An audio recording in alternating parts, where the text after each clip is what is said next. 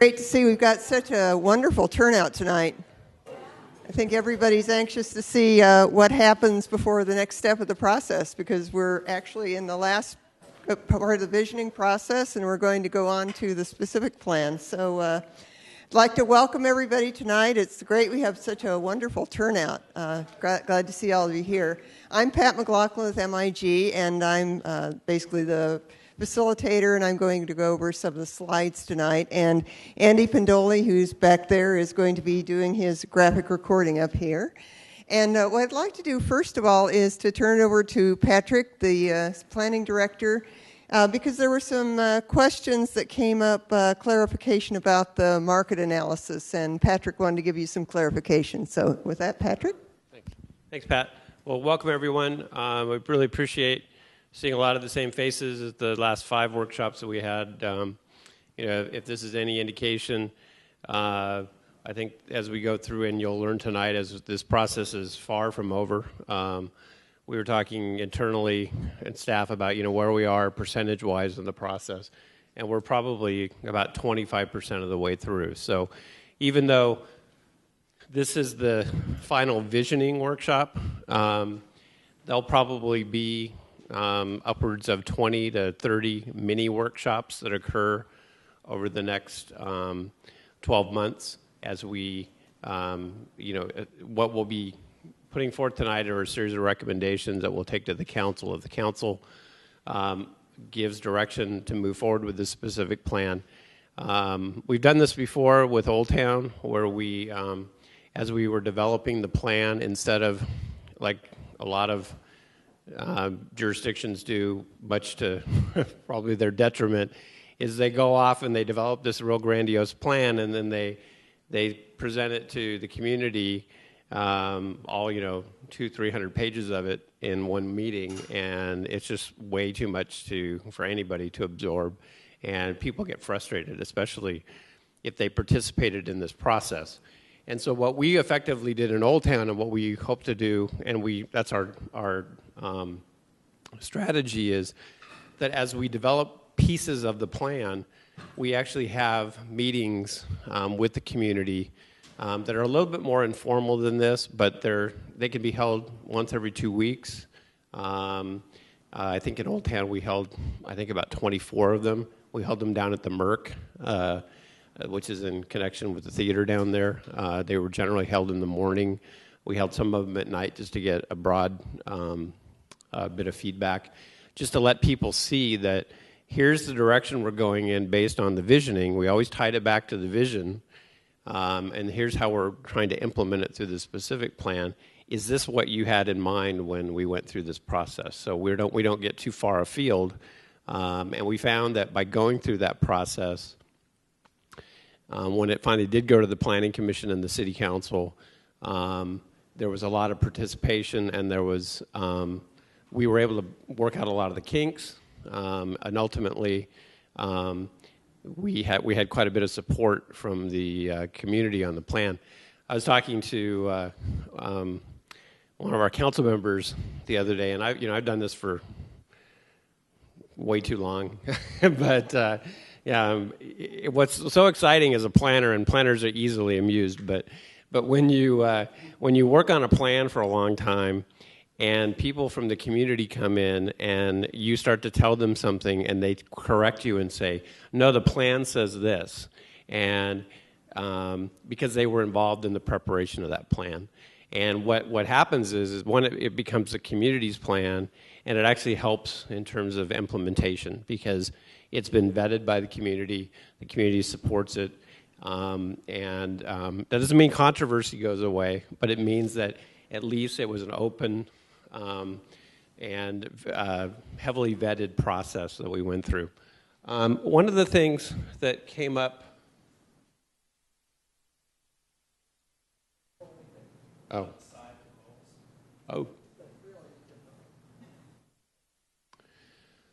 One of the things that at the marketing workshop that created a bit of confusion, and as this slide went up last time, I was thinking, this is confusing because it doesn't really represent what the true facts are in terms of what the market study was saying. What our consultant did was they took development scenarios based on their market expertise for a 10-year period, and they analyzed the amount of square footage that could be developed realistically from a market standpoint during that 10-year period.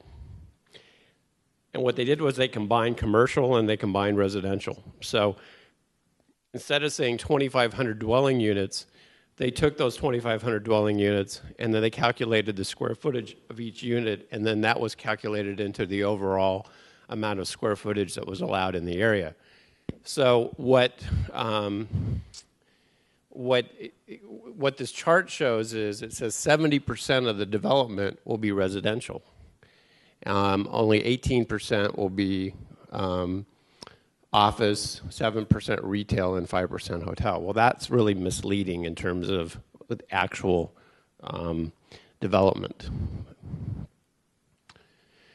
Essentially, what the market demand shows is that, and these are for low and high, office low is 478, high 717, hotel rooms 132 to 293, residential units 1,300 to 2,200, and then retail, restaurant. Total development, and again, this is square footage. What they did was they converted this into square footage, which I think that's what confuses everyone. When you look at these maps of the Jefferson corridor, it looks like 70% of the area is going to be developed as residential, and that's not the case. It's actually going to be a very small fraction of that amount. Based on the densities that we've discussed of an average of around 30 units to the acre, in order to develop the 2,280 units, which is what we figure would be the high build out over the next 10 years, you would need 76 acres to do that. The project area, excluding the creek and the detention pond or basin, is 317 acres. So it ranges anywhere from 14 to 23% of the total developable area in the project area. So the flip side of that is 77 to 86% of the developable area will remain for uses such as hotels, office, retail, and restaurants. So I think it tells it's a more accurate description. Clearly, the area has a strong retail, tourism, hotel component, which we want to continue to grow on. The residential component, which is being proposed, is really something to add to that use mix, which will revitalize and encourage additional commercial, hotel, and office development. Again, this number is a little confusing. It's 320 or 2,280 dwelling units, and then about let's do my quick math here. You're probably looking at about 2 million or 2.5 million square feet of commercial development, which would be office, hotel, and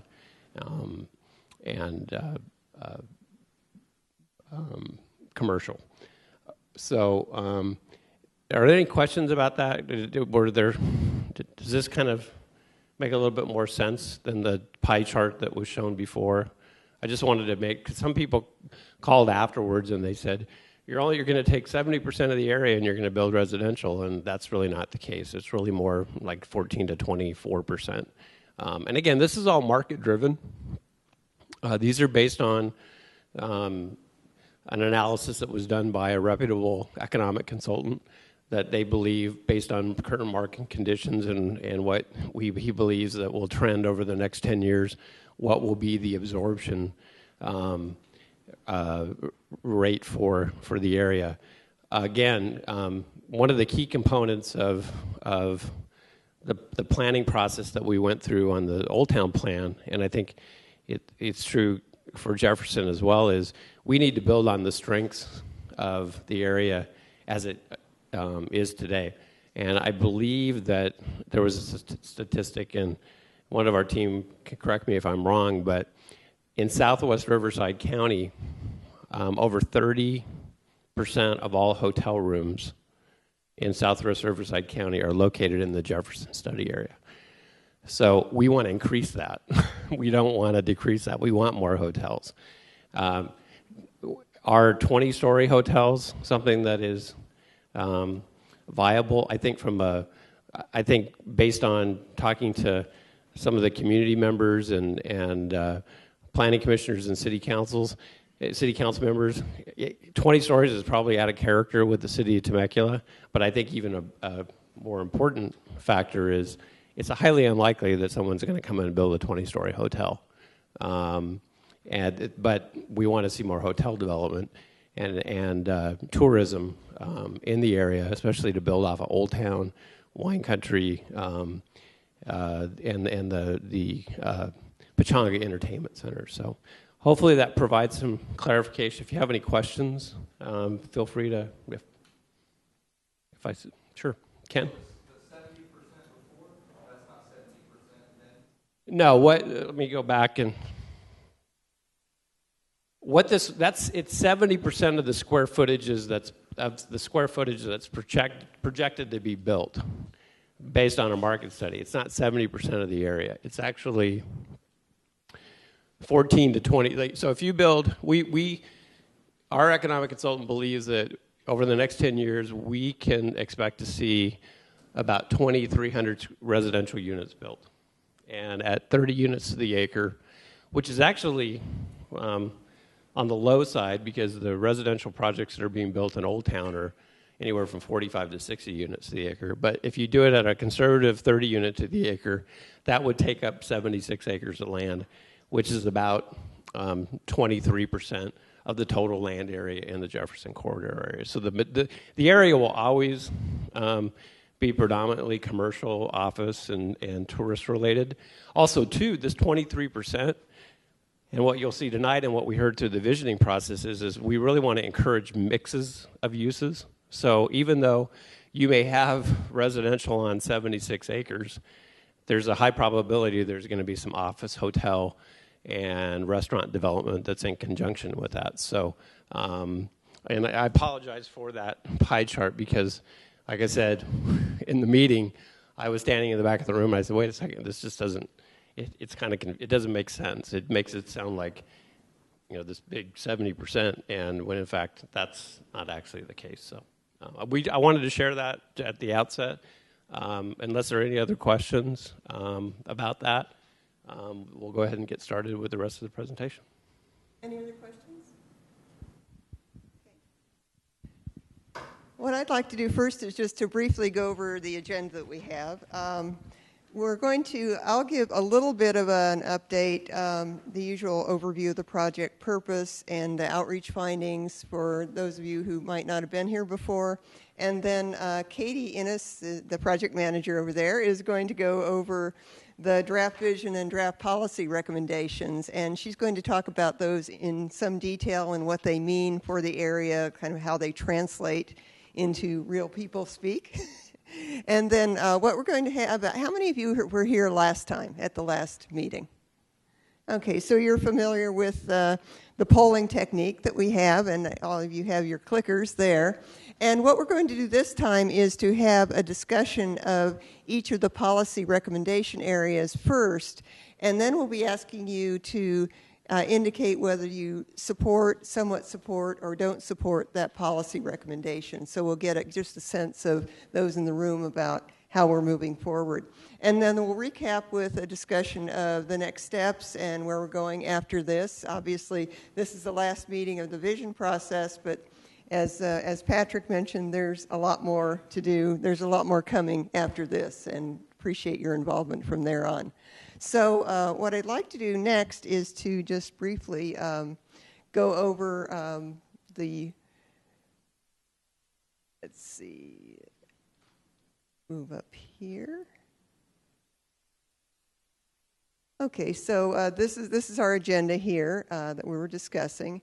And the study purpose and objectives, many of you are familiar with this now. It's to develop a community-based vision for the area, and that vision is to preserve and enhance assets and economic vitality, to promote the strategic economic development of the area, to expand the property values of the area, and also to expand the mobility options to help people get around better in the area.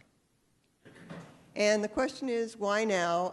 I think those of you who've been here for a few years know that even though there's been a little bit of a slowdown in recent years, the population has continued to grow. Anybody who gets off at Rancho California can certainly speak to that. Fortunately, I was going in the correct direction tonight. I was coming from the north as opposed to the south that I sometimes come from. And also the commercial development is aging.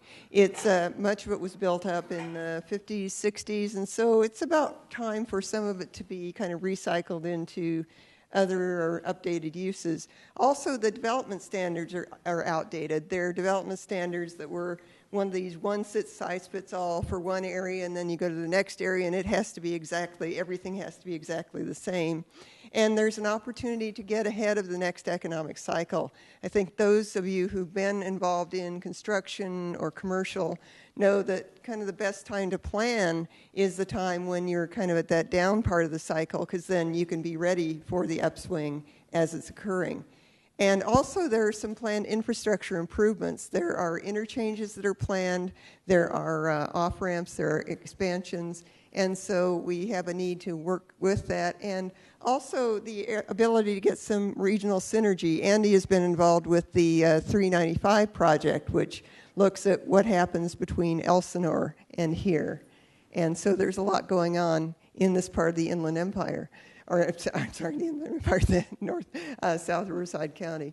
So the visioning process says where are we now, where do we want to be, and develops an implementation framework and strategies, and then develops an overall future for Jefferson Avenue through a specific plan, some very specific actions.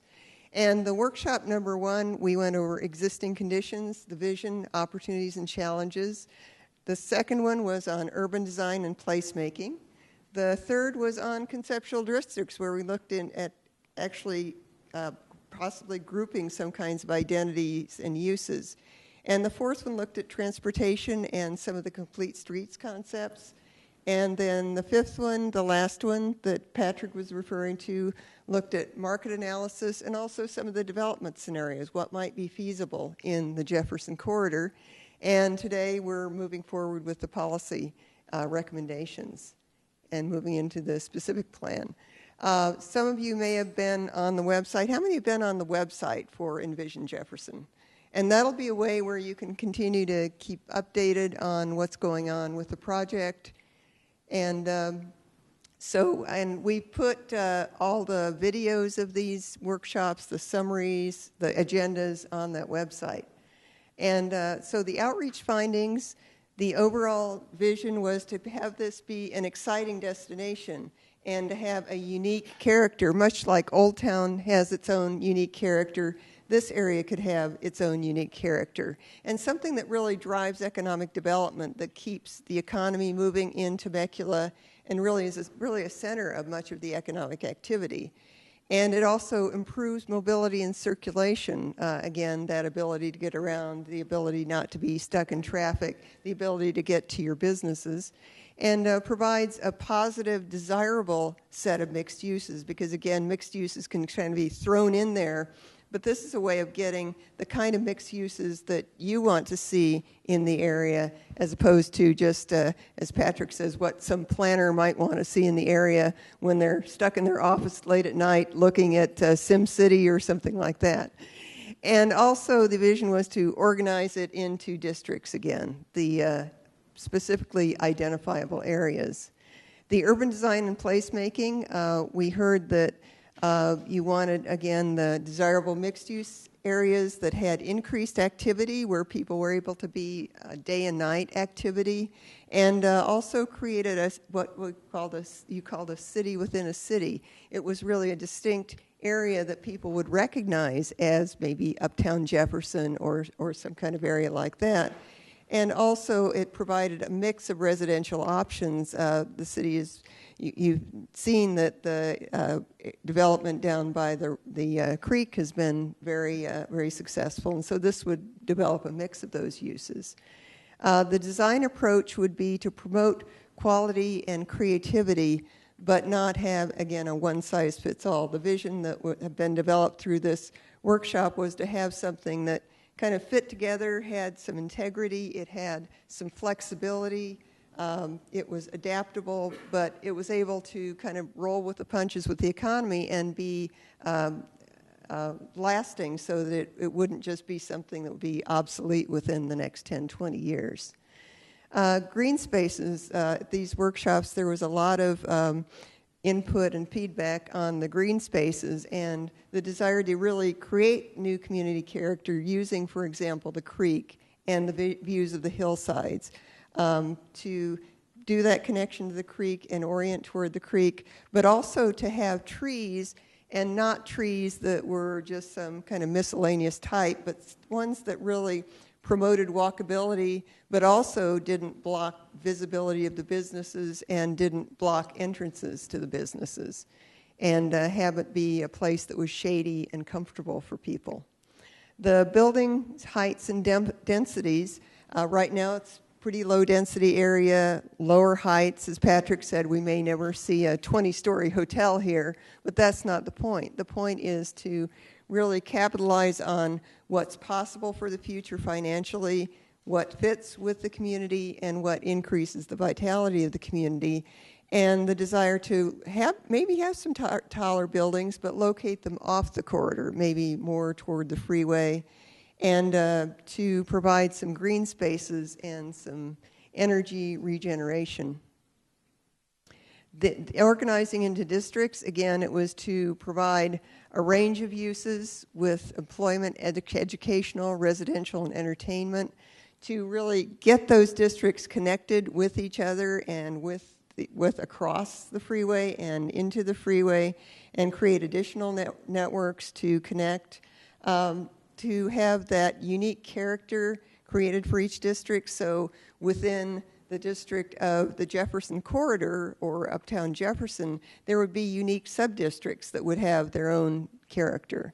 And to expand the transportation options, have this be more of a transit-oriented development corridor, build on some of the plans that may be in process with the Riverside Transportation Authority and others, and to provide some incentives for the development that you believe is desirable here, so that we can, again, attract those uses that we want to see here. And enhancing mobility, balancing the existing mobility. We heard quite a bit at the workshop about the medians and left turns, because the medians provide a lot of visual separation. They allow people to, for example, they encourage cars to slow down so that there's more visibility and access to businesses. But you also wanted to make sure that those medians didn't impede the access to the businesses, that they didn't prohibit left turns into the businesses.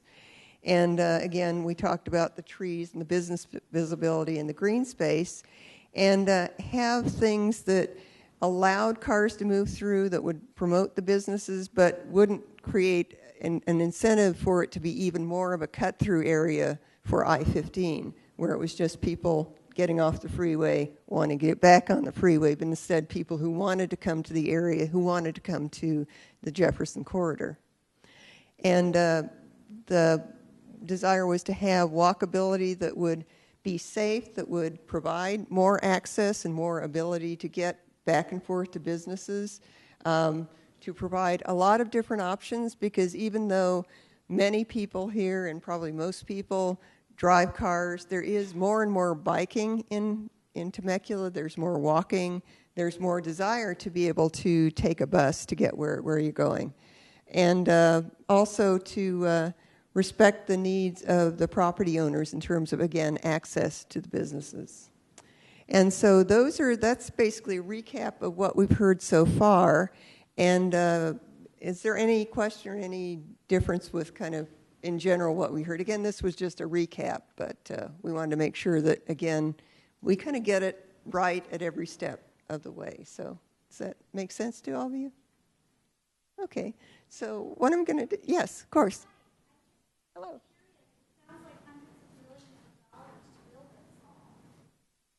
You mean the economic viability? Well, that's why this is a long-term plan? Yes.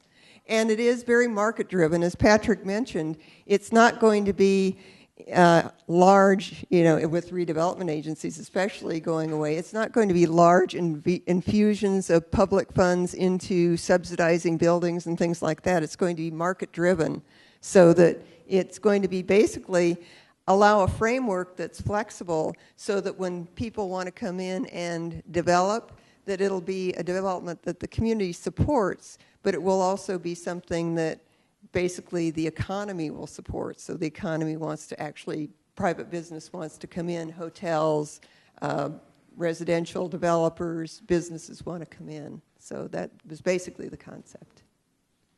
Did I get it right, Katie? Or am I sounding like a planner here?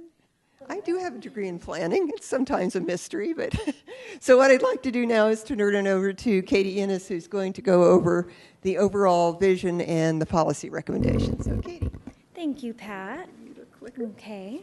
For this next part of the presentation, I'm going to go ahead and summarize the overall vision that we've heard from the public thus far, and as a result of the visioning process. And I'll also be reviewing the draft policy recommendations for moving forward and achieving the future vision.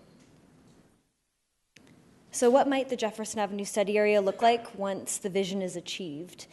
Based upon the community's feedback that we've received during the visioning process, we foresee the area becoming vibrant, sophisticated, and a destination for the community, becoming more urban than it is today, with unique and diverse neighborhoods, expanding the mix of uses to include homes, shops, offices, and restaurants, and also expanding the presence of tourism, convention, and hotel services within the study area.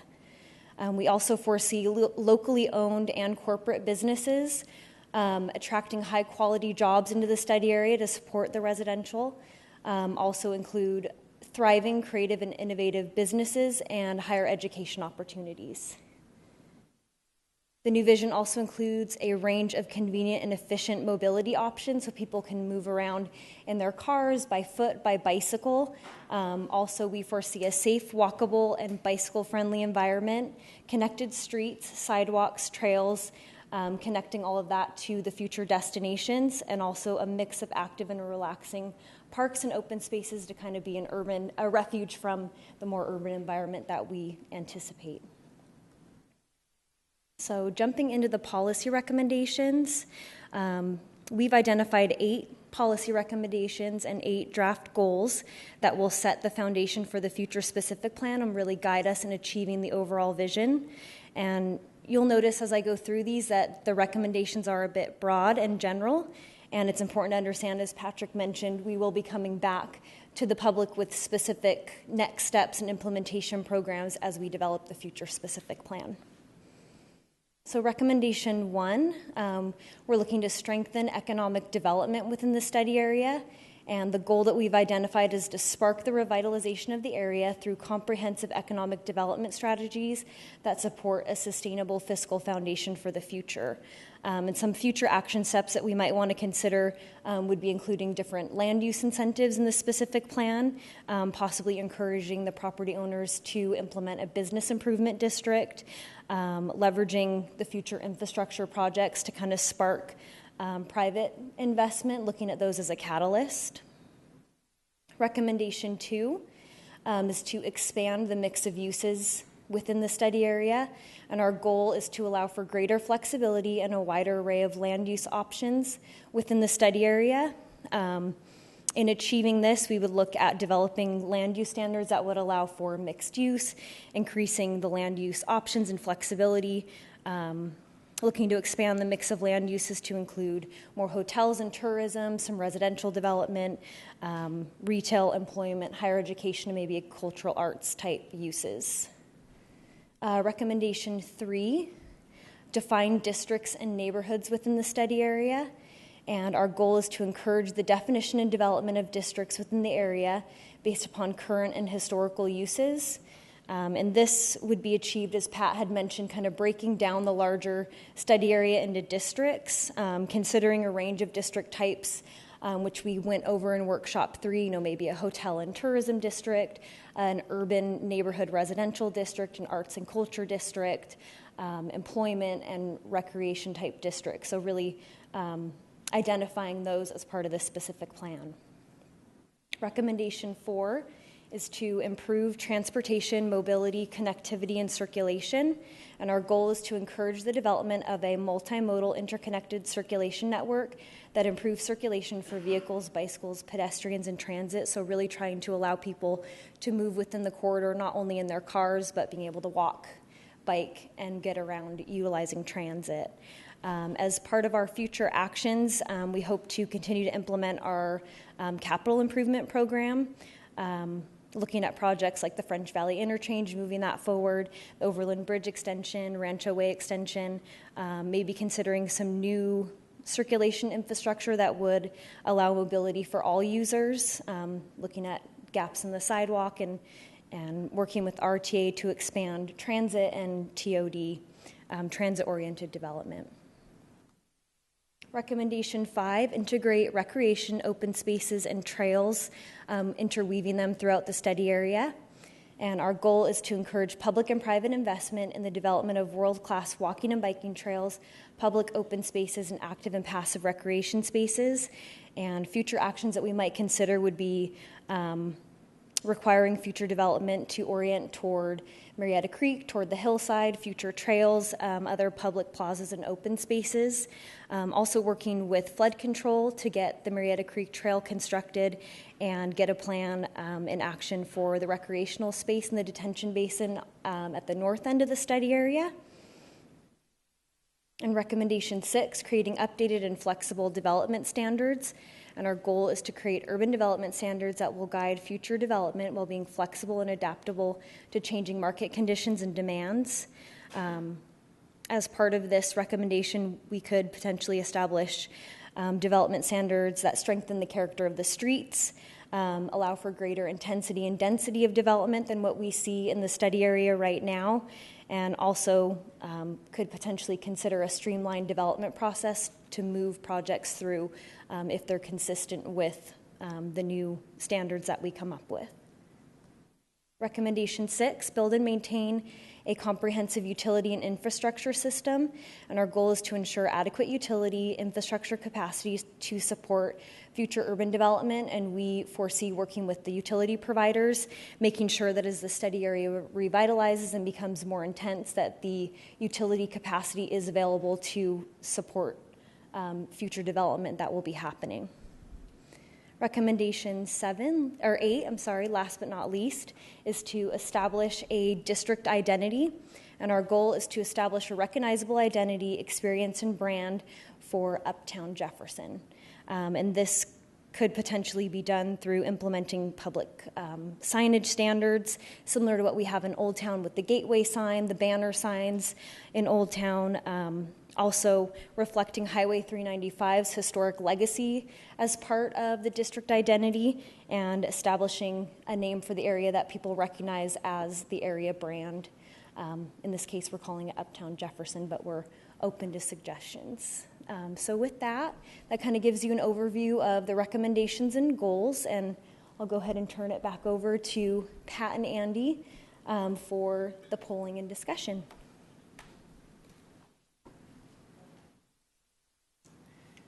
Thanks, Katie. Andy is going to have a dual role here. He's going to be our technology wizard and our graphic recorder, so go Andy. So what we first want to do, and Andy, are you ready with the computer for the calibration? Yes. Okay. So everybody, if you want to just distribute the little clickers there, they do not work on your television set. So if you're frustrated with cable, you're going to still be frustrated when you leave here. So does everybody have their own clicker? Okay, and I think we're just using buttons 1, 2, and 3 tonight. Is that it? Why don't you explain, Andy? Yeah, I think pretty basic. I think as you'll see, some of you were involved. 2 workshops ago, we used this technology, so I think it's quite simple. But we'll go through a series of options to indicate your level of support for the policy recommendations that Katie just presented. So, really as important, if not more important, are the discussion around it too. So we want to open it up. It's not just about registering a vote, if you will. But yeah, as we go, I think it'll be pretty self-explanatory. And quickly, these you'll know that it's sending of your choice when you click your number that you're choosing at a given time. A little green light on the, let's see, on the top right corner will light up. It's pretty small, but I think you'll see as we go. We have a little counter, so we'll be able to tell that if we're getting all the votes in and such. So, but it's a tool just to help us understand where the group kind of stands. And like I said, I think the discussion is as important. So.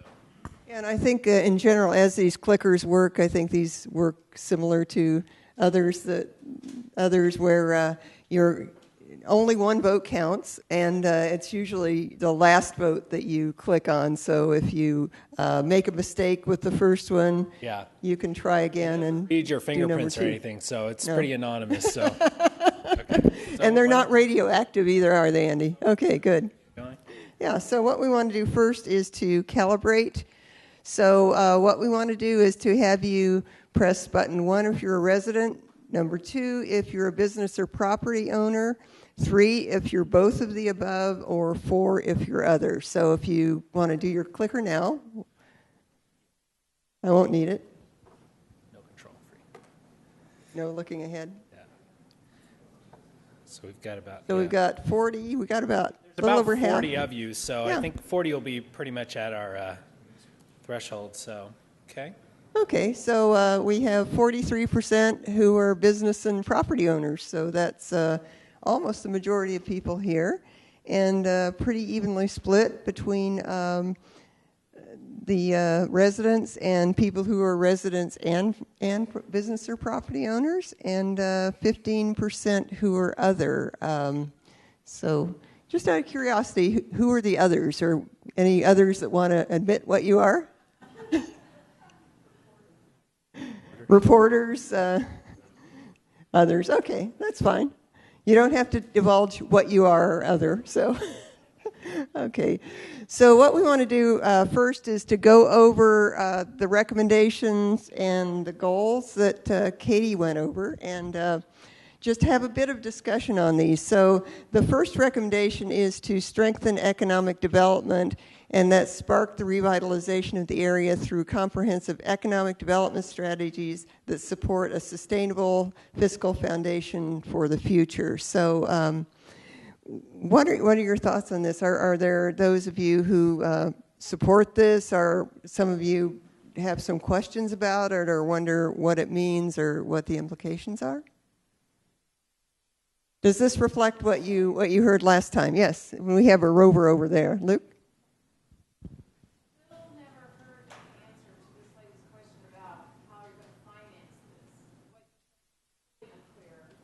Okay, so I think I'll turn it over to a real planner. And you skipped the financing meeting, so we don't know how you're going to finance it. Patrick, do you want to pick up on that one? This is purely a market-driven project. The only thing that the city would be tasked with financing, and even then it would be driven through development activity, would be construction of infrastructure. The specific plan that would move forward would in many ways mirror the city's circulation element that talks about widening roads, putting in bridges, things like that that are already listed in the capital improvement program. Those improvements are funded by a combination of things. They're funded through general fund money.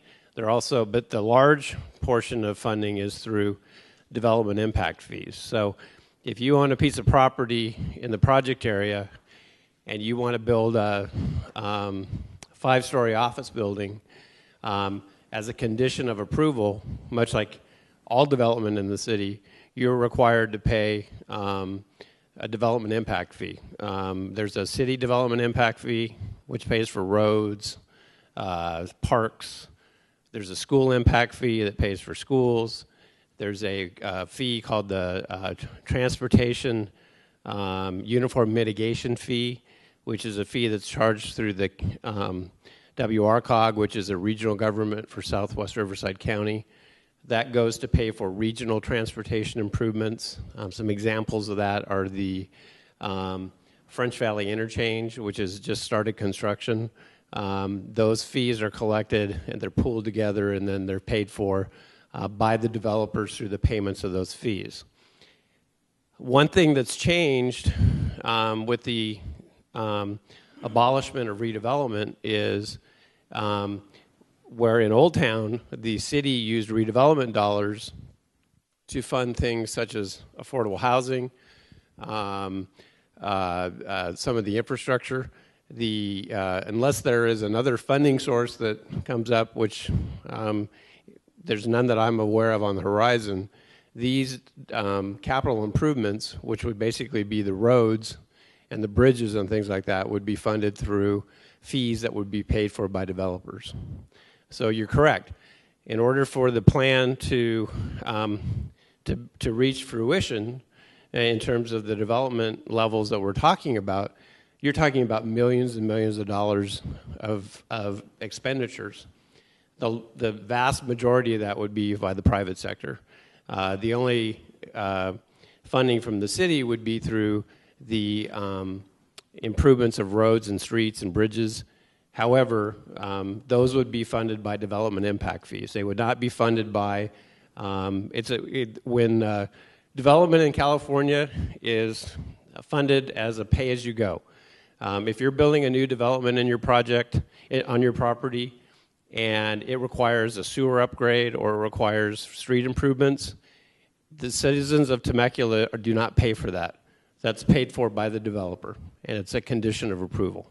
So, hopefully that answers your question in terms of what. Well, The tap panel that you interviewed back estimates that it would be about 200 to 300 million of infrastructure improvements and approximately 800 million of private investment, right? Is that right? well, the TAP studied more than just Jefferson Corridor. It studied a little broader area, included Old Town. You're correct. About $200 million of public improvements would have to go in order to support $800 million worth of private investment.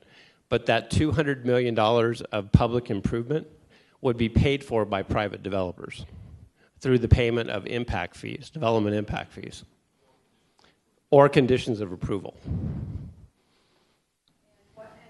the other question was, what happened to the financing?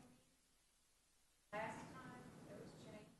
No, it wasn't changed. We held the meeting. It was on the scheduled time. It was in this meeting, in this room. Yeah, it was. It was on economic. It was on economic viability. Well, no, it was on economic viability. The financing is pretty. I mean, the financing is basically it's pretty straightforward. The private development is going to be financed by private equity or bank financing. The city will not be involved in that. The construction of public improvements will be paid for through the payment of development impact fees by developers. That's financing in a nutshell. Now, the only exception to that would be is if the property owners in the area, and I want to be really careful about how I say this, if the property owners decide that they want to, in order to increase the value of their property, they agree to assess themselves through an assessment district, they have the ability to do that as long as they can get a majority of the property owners within the project area to agree to that. But the reality of it is this is a developed area. The chance that you're going to get a majority of people to vote for an assessment district, unless it's now one thing that will probably be necessary to allow for the amount of development will be to upgrade the sewer capacity in the area.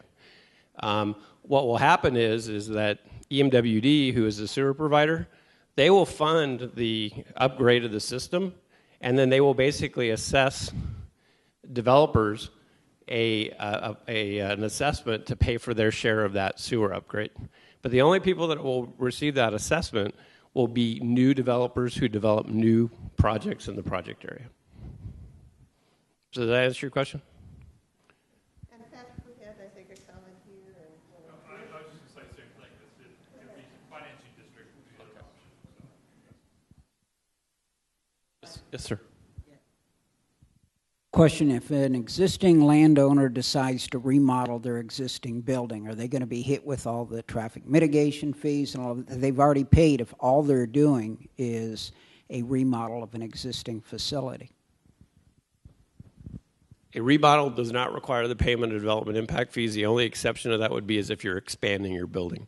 So if you have an existing building, a 10,000 square foot building, and you want to remodel it, you want to redo the parking lot, you don't have to pay development impact fees or TUMP fees. Conversely, if you, let's say you buy a building that has a 50,000 square foot, buy a property that has 50,000 square feet, and you scrape that building and you build 100,000 square feet, you're given credit for that 50,000 square feet through your TUMP and your development impact fees. Any other comments or questions on this? Again, this is, oh, here we are. Okay.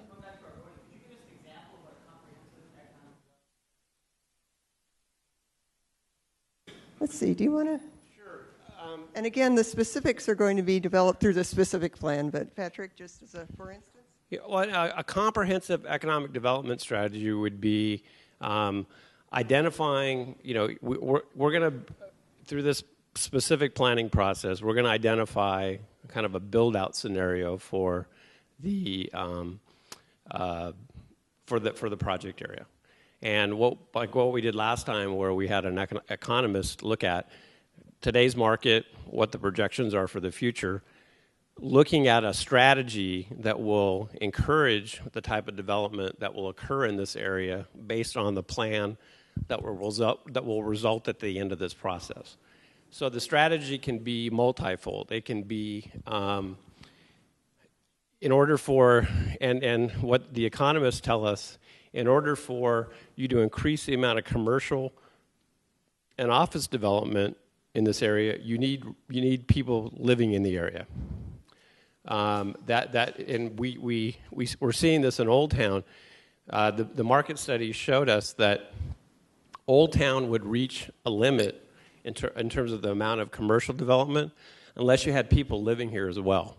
So, and we've seen this in the last 5 years. It used to be Old Town was busy on the weekends, but the rest of the time there was not a whole lot of activity. Now that there are people living down here, it truly is becoming a 24-hour-a-day. People live, work, shop in the area. So that strategy of having balanced mixed uses, having development incentives that will encourage development, because some of the incentives we have in Old Town are if you can build new commercial development and not provide off-street parking to take advantage of the public parking lots that are in Old Town. Some of the other incentives would be densities. In order to encourage residential development, we're allowing, traditionally, elsewhere in the city, the maximum density is 20 units to the acre. In Old Town and in this area, you're looking anywhere from 30 to 60 units to the area. So when I say comprehensive, it's a kit of tools that looks at all the different pieces or tools that can be used to help ensure the economic vitality of this area, as opposed to just doing kind of a scattershot approach to development, looking at it in a comprehensive fashion. And probably what I always think is the proactively trying to guide development, as opposed to sitting back and just reacting to project by project. So now, as the city, we don't have the ability to say to a property owner, you have to build an office building right here, or you have to build residential here. But we can have a specific plan or a development plan that says there are advantages to building this over this. It's your choice as the property owner, but there are certain incentives in the plan that will maximize the economic viability of the project, that will then in turn help achieve the overall economic development goals of the area. So hopefully. I hope so. So why don't we just see what the clicker shows on this one. So the one is if you're very supportive, 2 somewhat supportive, or not supportive of sparking the revitalization of the area through comprehensive economic development strategies that support a sustainable fiscal foundation for the future, as described by Patrick. So we've got 32. Okay, getting a few more in there. Okay, well, Andy, why don't we take a tally? Okay, so we have basically 95% who are either very supportive or somewhat supportive, and 5% who are not supportive. So, yes, question? Hi, I just wonder, what are your state and federal funding for this? Oh, excuse me. Thank you. Do you have state and federal funding in place for any of this? No, except for, as Patrick explained, the transportation infrastructure funding, but... There's very little state and federal funding in any of the infrastructure. There is some, there's probably a minor amount of federal funding that will go into the freeway interchanges, but and a lot of that stuff is paid through our gas tax that we pay. Whenever time you fill up your tank, you pay federal gas tax. That money goes back into the interstate system. But most of it's local money from development impact fees, and sales tax. The city has applied for federal grants for some of our capital projects, and state grants as well. And we've been very successful in leveraging those grants to use local funds to construct the infrastructure here in the community. Now, as far as this project is concerned, there's no funding that has been earmarked other than our city's capital improvement program. As we move forward, and if there are improvements that are called for or identified and supported by the plan, the city will, to build just an example, the French Valley Interchange is a $250 million project. And there are lots of different pots of money that have been cobbled together to build that project. And so whenever we do a capital project, we seek various sources of funding. If there's federal money available, our local leaders attempt to get that. Both state and federal leaders attempt to get that because that's what that money is for. It's intended to build infrastructure, and if we're eligible to receive that, we're going to go after it.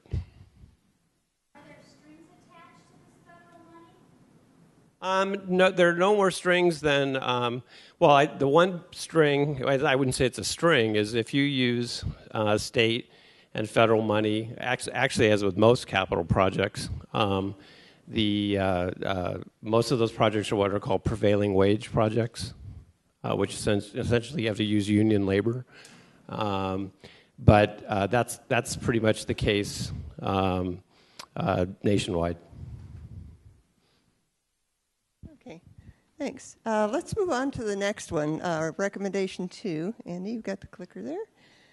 Okay, 2 is to expand the mix of uses. You've heard a lot about this, to allow for greater flexibility and a wider array of land use options within the study area. And again, that's looking at things like mixed use, perhaps more housing, additional types of uses. So any comments or thoughts on this one as to whether, you've participated, many of you participated in several of these, and you heard what was discussed before and what came out, but any thoughts about why you would either support it or have questions why you wouldn't support it or like it? Because again, these are policies that would be moving forward into the specific plan and being translated into specifics as a specific plan says, so guidance through the workshops Frank will be doing. First of all, is there anybody up here? Yes. There's a lot of uses available right now in the study area. So what uses are we going to include to expand? What uses are you going to include to expand? What are the ones that are perhaps not on the map or different than on the map? Well, the biggest one is a lot of the properties in the in the planning area right now do not allow for residential. So this would allow residential as an added use. It wouldn't say we won't have, or well, I don't want to say we won't, but the plan is not to create purely residentially zoned property. We would allow commercial zones to include residential uses. So what we have right now is your what's traditional Euclidean zoning, which means that the uses are separated from one another. We're not adding any new uses. We're just basically mixing them together so they work together in a more cohesive and comprehensive way.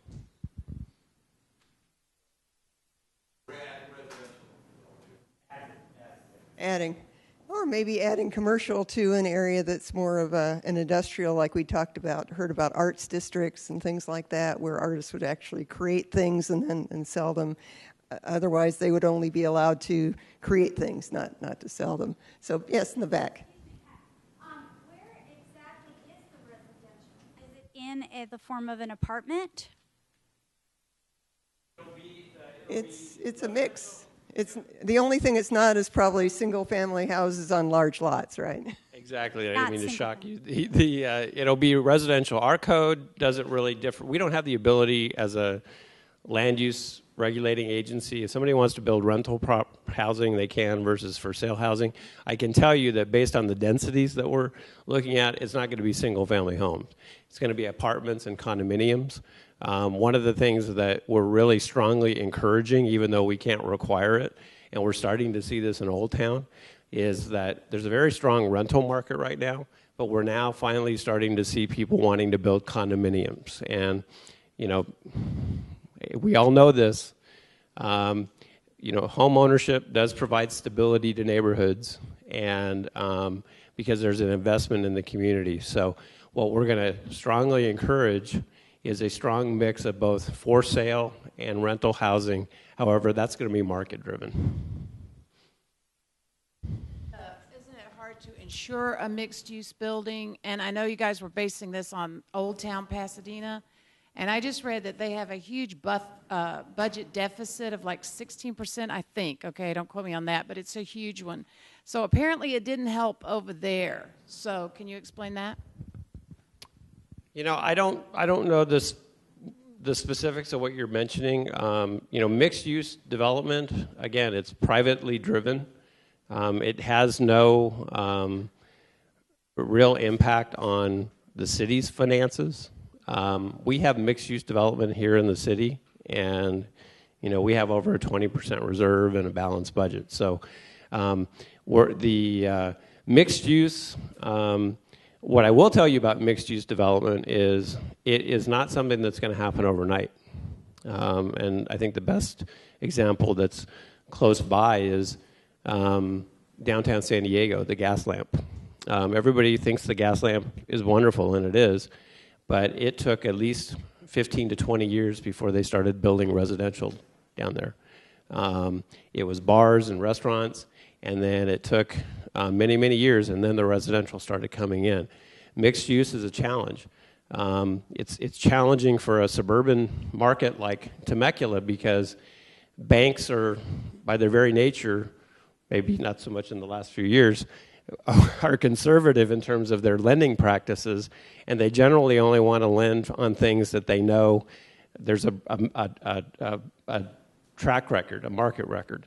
There's not really much. We are seeing a little bit in Old Town, but there's really not much. It takes a while for the area to season and mature enough where lenders, both traditional bank financing and private equity lenders, will loan money to build mixed-use development, because and you generally have to have, in order for mixed-use development to work, you have to have sufficient residential densities there that will support that that commercial development, because the tourists are great and we love them and we want them to come whenever and as often as they can, but the people that support, especially we're seeing in Old Town, The business, we're hearing it from the businesses in Old Town.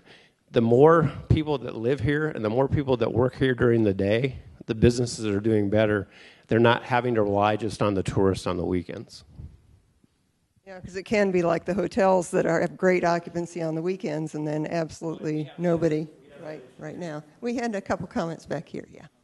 Would this include? And Carla, did you have a comment as well? Okay, just wanted to make sure. Would this include conversion of existing, say, commercial units with residential up above, or adding to existing buildings? It could allow for it, but not. It wouldn't mandate it, right? It wouldn't mandate it, but it would allow for mixed use, either horizontal, where you would have commercial on the ground floor with residential above, or you'd have vertical, which is commercial on the ground floor, residential above, or horizontal, which would be a residential project next to a commercial building. One of the things that we're seeing in more urban areas, LA, Pasadena is a good example, is some of these older office buildings that have been vacant for years, they're converting them into condominiums.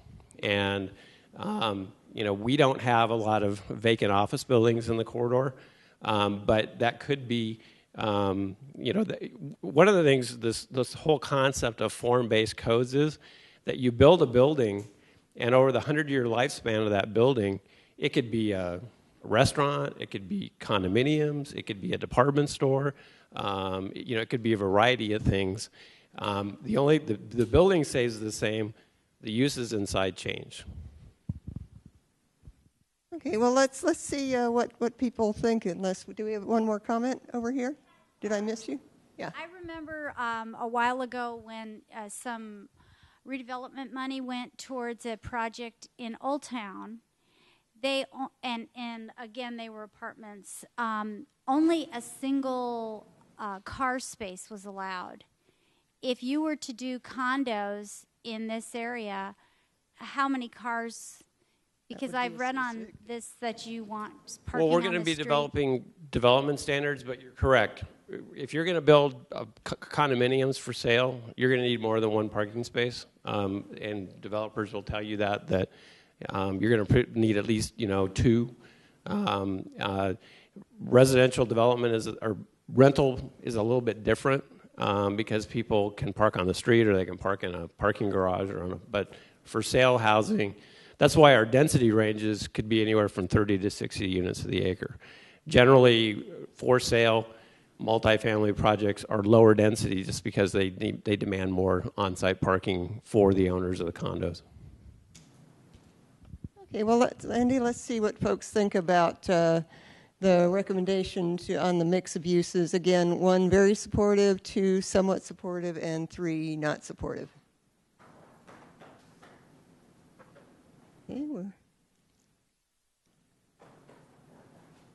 Okay, Andy, let's see where we are. Okay, well, seems like mixed uses pretty much win. Again, very supportive, as opposed to the last one, which was a mix of somewhat and very supportive. This was very supportive. So let's move on to 3. Okay, that's define the districts and neighborhoods. And again, as you heard, that was, and those of you who were involved in the district discussion before, it was to develop kind of identifiable sub-areas and definition of districts within the area based on the current and historical uses in order to cultivate a unique character. So as you go along the corridor in the area, you'd have an understanding that you were in a specific place when you were there. So any comments or questions, thoughts about whether you would support this, or if you are, say, have questions about it or against it, don't like the idea? Anything here? Okay, yes, okay, yeah.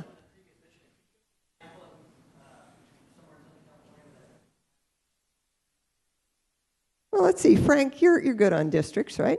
Well, I'll give it a try. Frank Miller.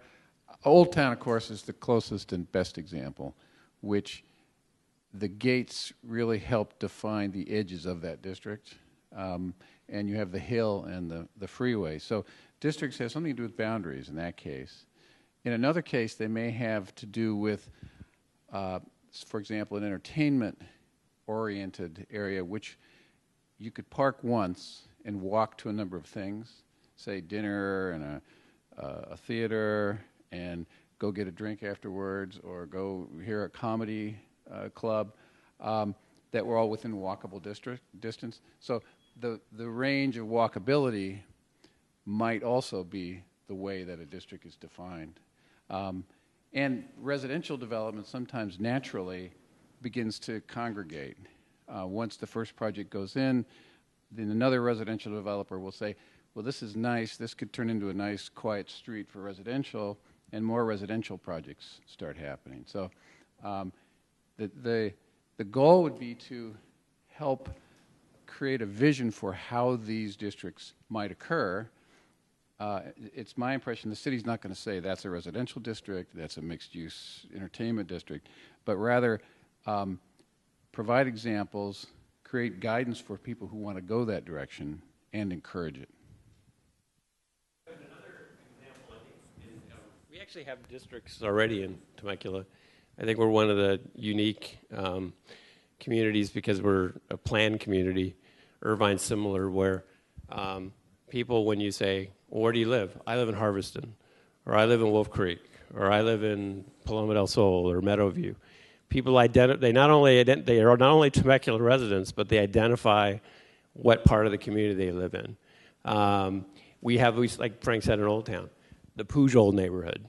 You know, that's a district within Old Town. It's probably the better is neighborhoods where there's a principle in planning that if you create districts or neighborhoods, if you make it so big that people can't walk from one end to the other in 10 minutes, then it's not going to work very well, because people want to feel like it's something that they can identify with. It's the place where they get their coffee, where they can walk to the grocery store, things like that. Okay, great. So, yeah, go. Yes, of course, Mike.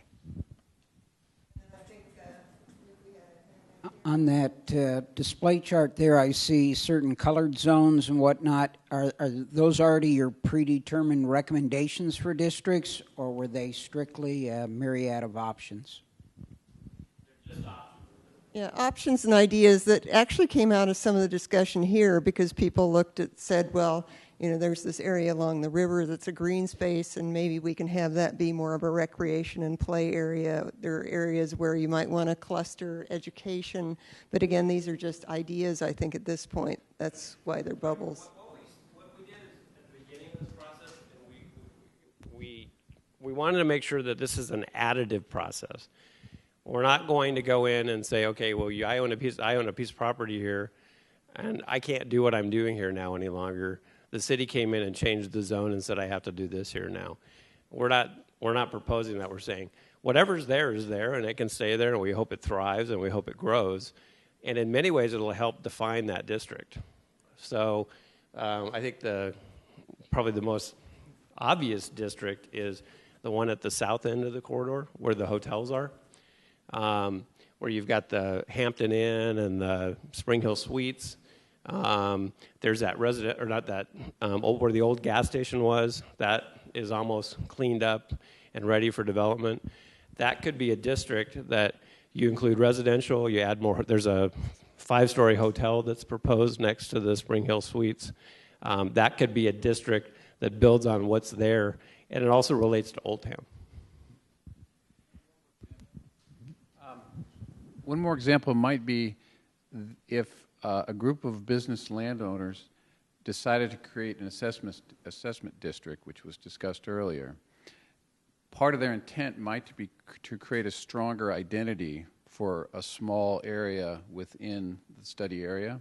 So a group of those people could get together, have a system of signage, have a system of banners that are more consistent. Maybe there's some special street treatments, sidewalk characters, so forth, that they could, at their initiative, work with the city to create, so that when you drove down, say, Jefferson, you'd notice that the character changed for a certain area, and those business owners and landowners would have done that to create an advantage for the businesses that are in that area. So it's a self-created district in that case. By the way, I didn't get your name I didn't know you didn't sign in, but I just wondered. So I don't want to keep calling you by "Hey you." So Okay, you do have projects in place then, I guess, because you mentioned a project that might go in 5-story hotel. Is that project has been approved? It was approved. Not. Years ago. and that would okay. be in the what? 200-room Crown Plaza Hotel, 5 stories. That's directly in front of where the Spring Hill Suites is right now. Okay. And then the other thing that when you were mentioning districts, you were mentioning housing tracts. Those are virtually impossible to walk through in 10 minutes, so they're not really districts, are they? Well, they're neighborhoods. People identify with the part of the community that they live in. It was the idea of having a name attached to something, an identity, for whatever it is. So, Andy, should we take a vote on this? Again, 1 is very supportive, 2 is somewhat supportive, and 3 is not supportive. People are getting quicker on the draw here. It's interesting. Okay, I think we've reached a critical mass. Okay, this is another one where most people, a majority are supportive and somewhat supportive, and so a little less strong, unanimous support than the last one, but again, support for the idea. Again, something that can be clarified and identified through the specific plan process as to what this really means. So recommendation 4 is to improve transportation, mobility, connectivity, and circulation. And the goal is to encourage the development of a multimodal, interconnected circulation network that improves circulation for vehicles, bicycles, pedestrians, and transit. So any thoughts on this one? Comments, clarifications, things that you'd like to either let the rest of the people know before you take your clickers in hand, or things that you'd like to have clarified? Okay, Andy, let's take a vote on this one. Okay, so again, 1 is very supportive, 2 somewhat supportive, and 3 not supportive.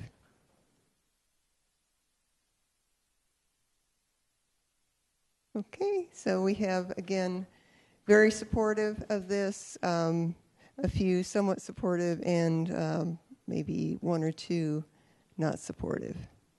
Okay, let's move on to 5. Moving right along here. Okay, integrate recreation, open space, and trails. And this is to encourage public and private investment in the development of world-class walking and biking trails, public open spaces, and active and passive recreation. And here we have the examples of the bike, the play fields, and some kinds of like mini parks that are in commercial. So any thoughts about this? Yes? I guess just a question real quick. I didn't microphone. Question Maybe about somebody's on the TV. Okay. Question is, how are you going to get private investment to pay for walking, biking trails, and public parks? That I don't see.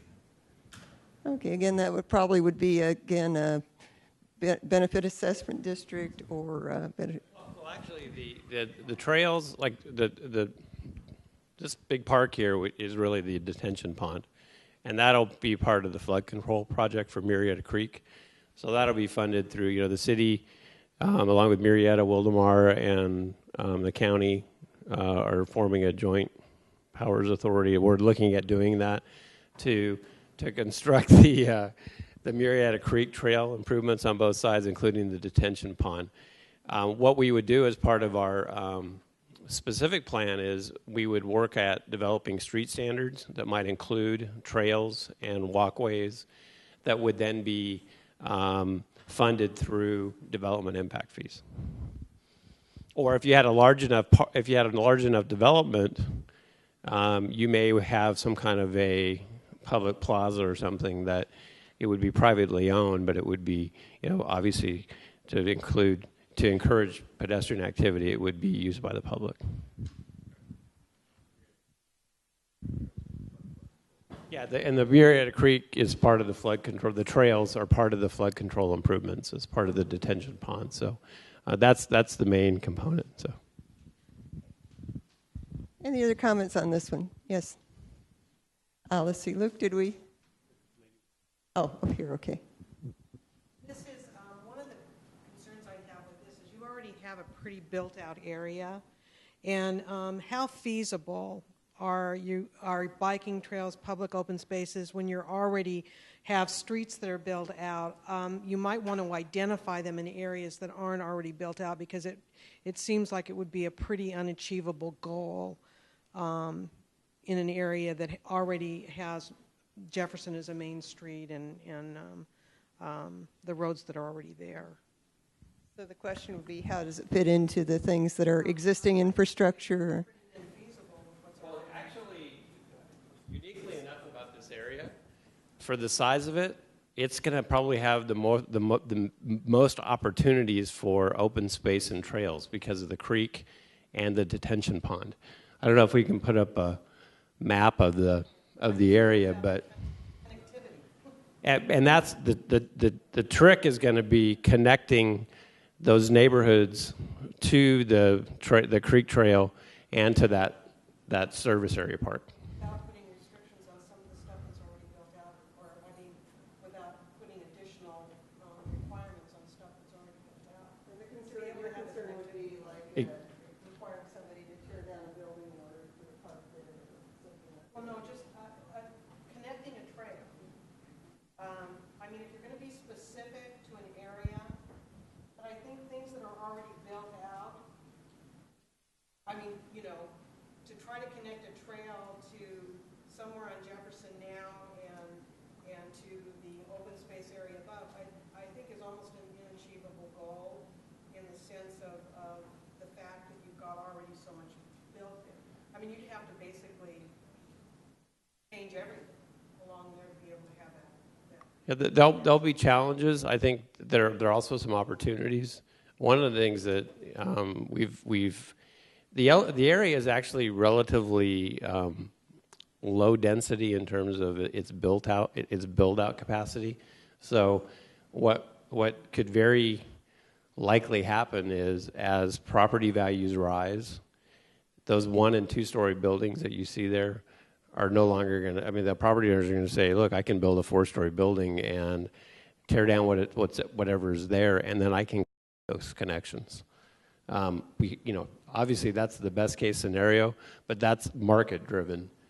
We think that Pressure on the property owners that may be adjacent that aren't doing it at the time too, because you're going to have a lot of infill. well, and I think, and that's one of the standards that we're going to be looking at is that intensification of development can only occur if you have large pieces of property to develop. So if you have just this little sliver, you may be limited to the amount of intensification as opposed if you have a 4-acre piece of property that you're able to assemble, you might be able to achieve more development potential. And we had a comment from Brandon over here too, after you, Bob. Yeah, the primary trail system is on Murrieta Creek. And so that, it's been planned for a long time, but when the flood control work goes into effect here sometime, Supervisor Stone, I think, is hoping that it starts in, you said April next year? But working with Flood Control District, part of that flood control work that's going on is the trail system we're talking about. And so that links along the creek, and that's going to be built irrespective of whether there's any new development in here or not, and it would be on both sides of the creek. And so that's the primary trail system. The open space is the detention basin. So what's going to happen in there? Well, there are a lot of people talking to us that once the flood control work's done and a detention basin opens up for potential recreation uses, that they would want to go in and potentially do some type of public-private partnership. So that's something that is talked about. There's been a lot of discussion about that over time. Is it going to happen or not? Well, that's something we'll see in the future, but it's part of the concept that we're looking at. So those are the primary, when you talk about major parks and you talk about trails, we know that there's going to be a trail along Murrieta Creek. It's just a matter of when the flood control work actually happens, and we're hoping it starts in the next year or so. Let's see see, Brendan had a comment over here. You got a microphone? Yeah, so my comment just is that working inwards from the creek, there's lots of ways to create those connections, whether we're using the existing infrastructure such as the roads. You can restripe a road and add a nice bike lane.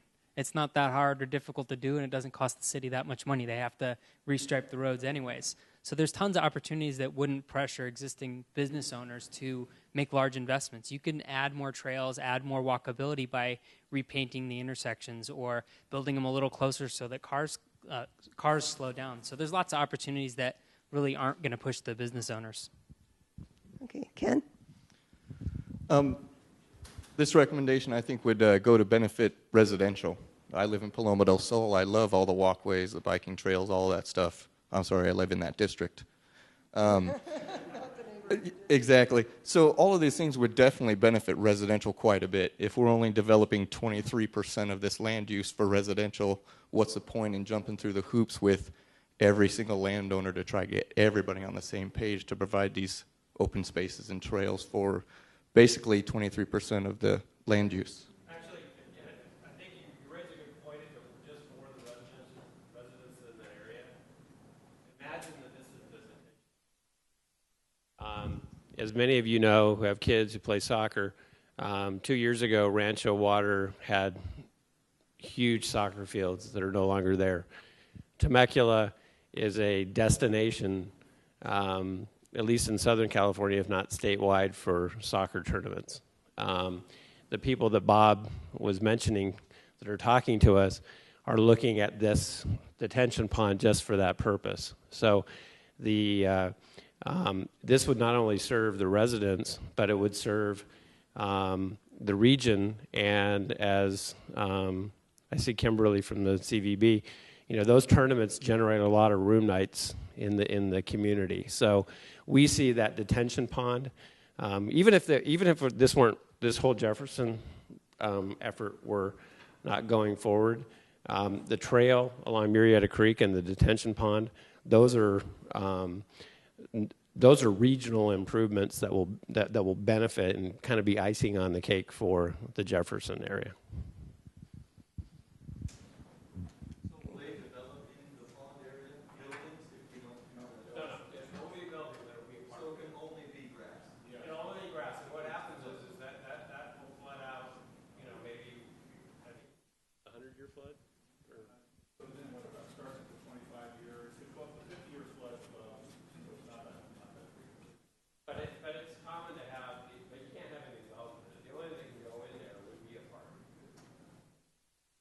Or an aquatic feature of some sort.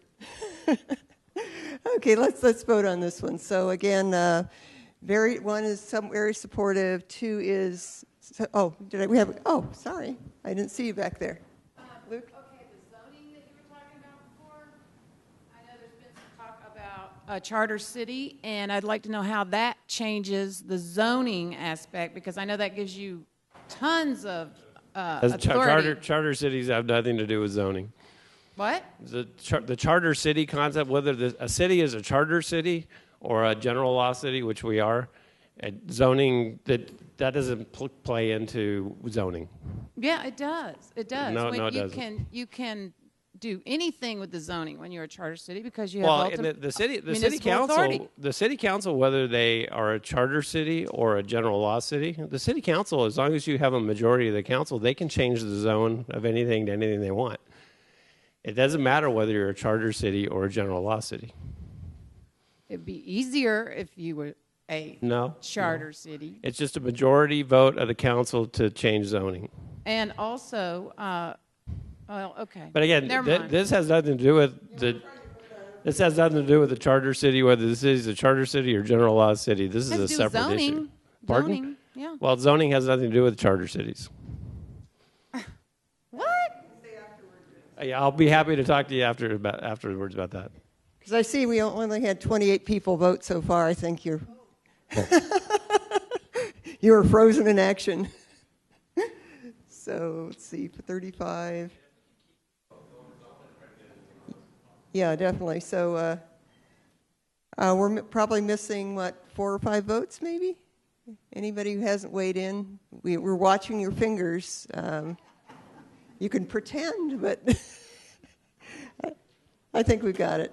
So again, 72% very supportive, more not supportive than the past ones, but that speculation that may be because of, again, the concern, the question about what the effect might be. Again, there might have been some confusion about whether private property owners would be required to put in trails and open space or parks, but that's something that can be clarified. Pardon?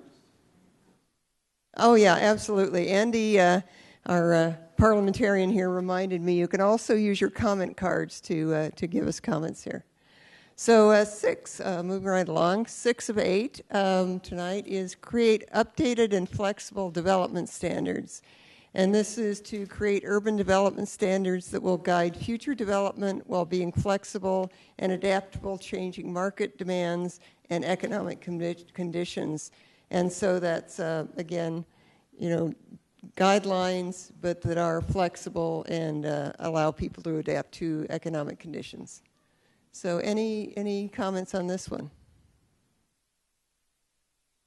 Okay, yes? I'm sorry, I just had a comment on the last one. As a soccer mom, that seems to me incredibly dangerous to put a soccer field in the Murrieta Creek. I mean, isn't that what you're wanting to do? It's the swimming soccer. The soccer fields would not go in Murrieta Creek. Where they would go in would be, as part of the Murrieta Creek improvements, that area on the map. Okay, show me where Right here where it says active, passive, open space. Okay. In the event of a 25 to 100-year flood, if Murrieta Creek goes over its banks, it will drain into this area where the water will be detained and then percolate down into the soil. That'll occur, every 10, 15 years. But during the times that the area is dry, it's not in the creek, it's a detention pond. These are all over the United States. It's used for soccer, baseball. The what? The Sepulveda Basin in Los Angeles is probably one of the best examples. I think there's one in San Diego. I'm trying to remember where it's at, but it's not in the creek because there's water in the creek year round. So. And we'll have flipper soccer though if that does occur, won't we? Okay, should we take a vote on this one? Okay, so again, 1 is very supportive, 2 is somewhat supportive, and 3 is not supportive. And Andy, you'll be the clicker monitor to make sure everybody clicks their clickers. Okay, we've got full house here. Okay, so we've got 83% are very supportive of this. Again, pretty much similar to the first few. Okay, let's move on to 7. Build and maintain a comprehensive utility infrastructure system. And these were some of the things actually Patrick was talking about when he was talking about some of the investments that might be made. So it's ensure adequate utility infrastructure capacity to support future urban development. And again, that's the electricity, the sewers, the flood control, things like that. So any questions or comments on this one? Okay, let's take a vote.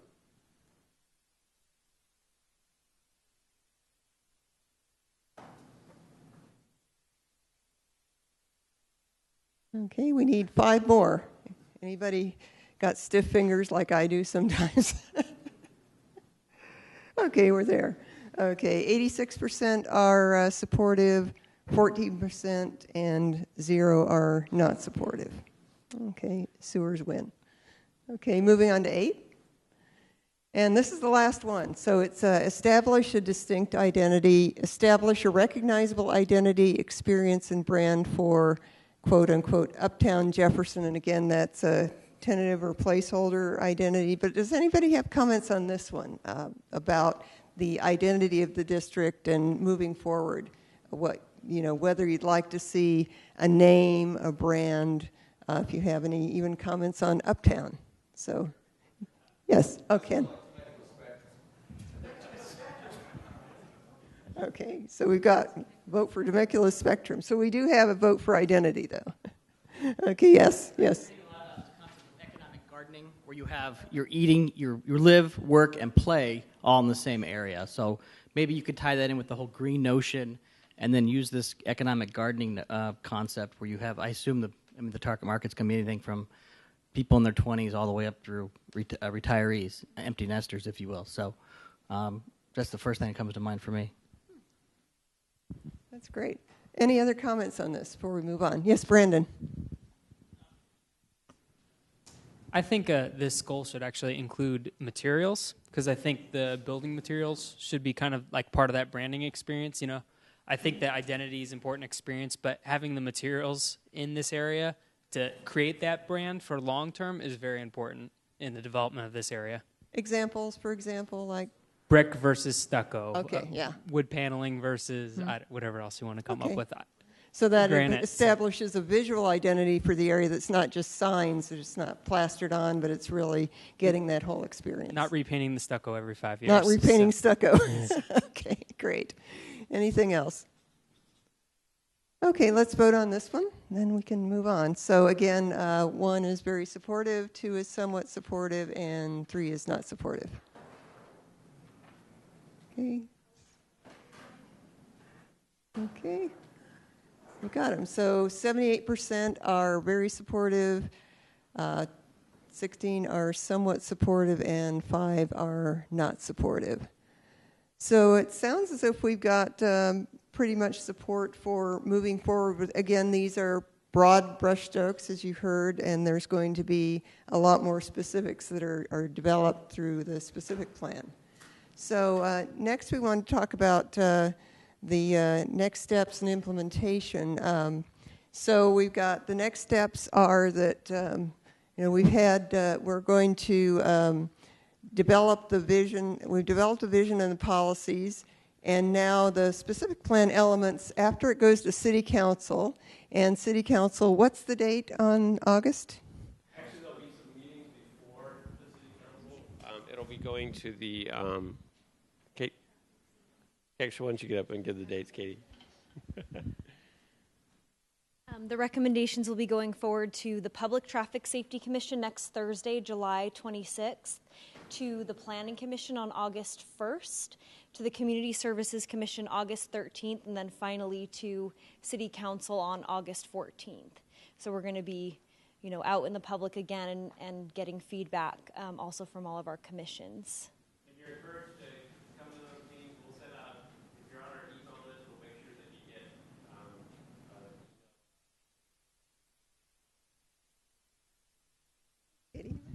And then Frank's going to be doing his roadshow with your mini workshops and things, just very similar actually to Old Town, right? A lot of it's very similar to that. And then environmental review will take place in the fall of 2013, and draft and final specific plans the winter of 2014. And again, the ongoing public participation throughout all of this. And just to recap a little bit on our public participation tonight, the questions on the financing were where it would come from, and the point was that primarily market-driven infrastructure funds would come from things like development fees and things like that. And just overall questions on the funding, which I believe Patrick addressed. And then on strengthening economic development, there was a desire to have some examples on the strategies of balanced uses, and also a question again about where the money would come from, and that would be primarily development fees.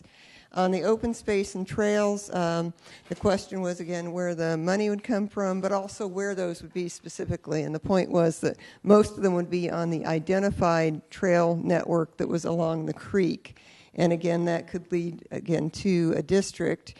And on expanding the mix of uses, what kinds of uses would be expanded, and what kinds of lessons could we gain from Old Town in terms of what could be financially viable, and specifically on viability, the parking and the condos, that the condos would need more parking. And defining the districts and neighborhoods, There's a need for some specificity on what we need, what we mean moving forward into what districts are. They're kind of neighborhoods, but neighborhoods that also have the walking from use to use. And that, again, is to be developed over the course of the specific plan. And the identity, we have this vote for the spectrum, the Temecula spectrum, and economic focus, and also just not having identity be signage, but also have identity be expressed through the materials and the standards. And again, support, I guess, in general for improving transportation overall. So let's see, don't have anything else, I think, with that. We have an open house back here, and the staff will be back here too to explain to you anything, but we have, I think, some examples of some areas and more specifics about that, so you're welcome to stay and visit for a while, and we thank you, and we look forward to... And I just wanted to reiterate that, again, as part of this process, we're about 25% of the way through. And some of the folks, like Larry and David Ferris, who participated in the Old Town process, where we held these meetings on almost a biweekly basis as we developed the plan. It's really important to, I'm encouraged to see that there are a lot of the same faces here over the 6 workshops. We want to keep you involved in this process because it does make the plan what results at the end. It makes it a better plan for the community. So there'll be lots of opportunities for input. We over the next 3 weeks, it's going to be pretty busy. There's probably going to be a period of about a month or two where we're kind of quiet, and then we're going to start having those small group workshops. But if you're on our email list, you'll be noticed of all